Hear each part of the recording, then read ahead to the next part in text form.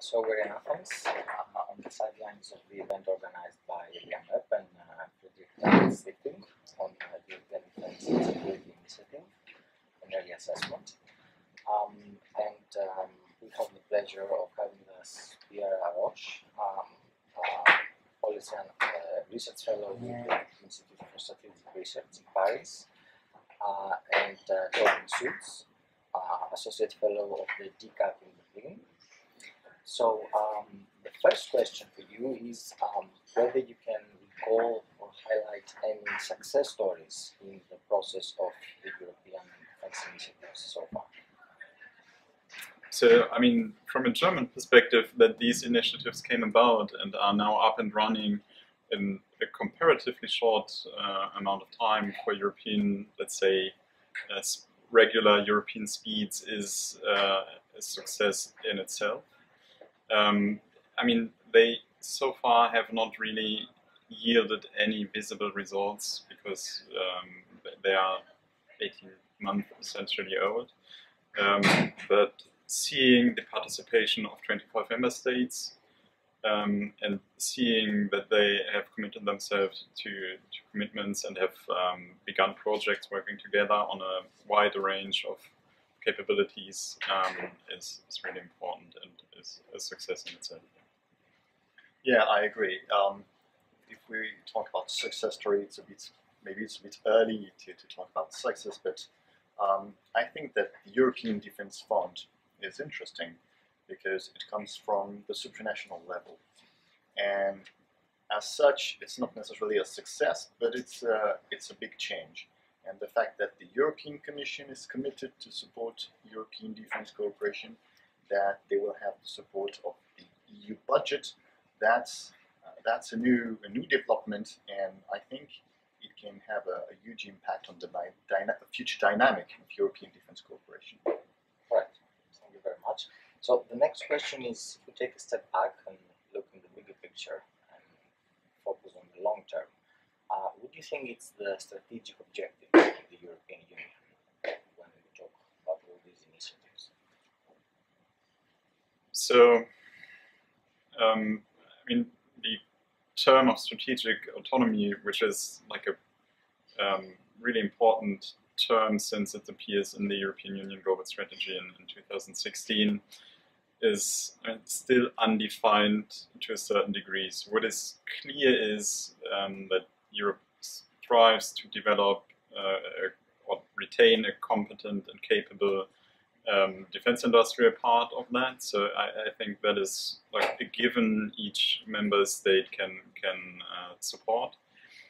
Apart from that, I think it's important to recognize that the European Union militarily has limited capabilities still, and we need assistance by the USA in the NATO framework to perform essentially most missions we ourselves want to be able to perform. So I think in the mid to long-term future it would be great to be able to do these missions on our own, so-called Petersburg tasks, which are short of Article 5 NATO high-intensity warfare against a peer competitor, say Russia, for example, and I think that should be our goal for the mid to long-term future. And then the whole debate about whether the EU would replace NATO or not can be done then, but not earlier. Yes, I think the key in a strategy is to first address the threats, and we have threats in the east, we have threats in the south, with Russia, new assertiveness and the spread of terrorism. And what is important, if we want to do that strategically, is to be efficient and cohesive. So we should be aware of these different threats and try to strengthen the coherence and solidarity among Europeans. And yes, we have a strong partnership with the US, but we know that in the future we might be in situations in which the US will not necessarily be willing to take the lead for certain missions or in certain crises, and we know that the strategic environment is not going to appease it itself. So we have to be ready in in the future. So it means that we definitely have to strengthen our own capabilities and our autonomous capabilities. Right. Thank you.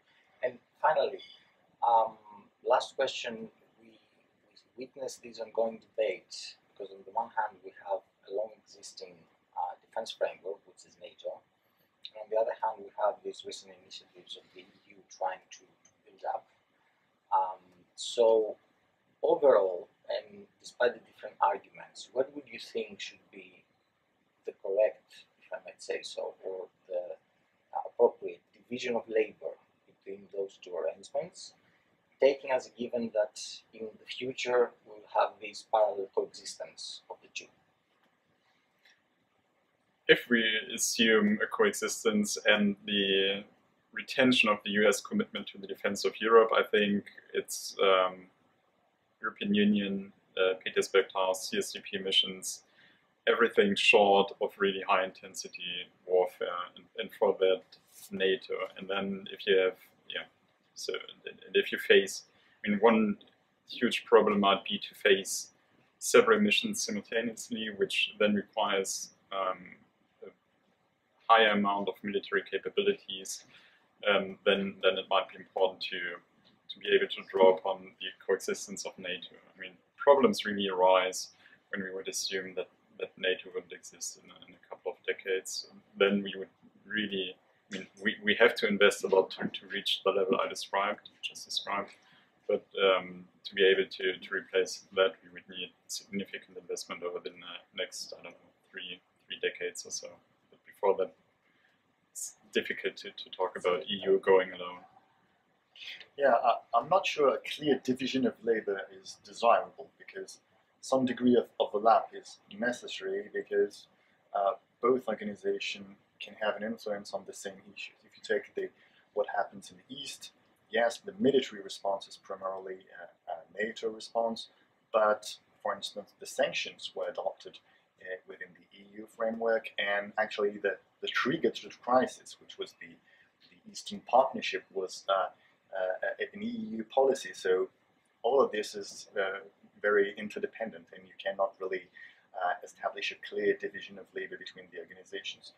And I think the main difference is that NATO relies on the strong support of the US. That's the main difference.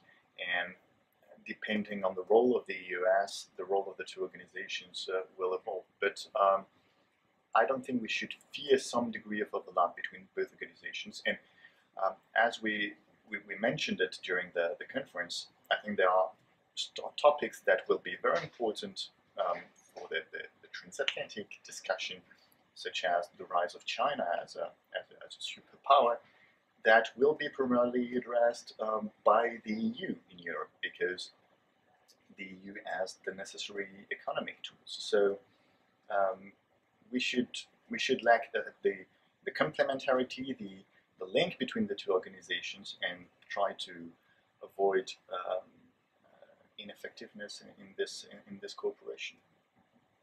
Well, thank you very much. Thank you. Everyone. Thank you. Thank you, Torben. Thank you, Pierre. It was a pleasure. Pleasure, and thank you.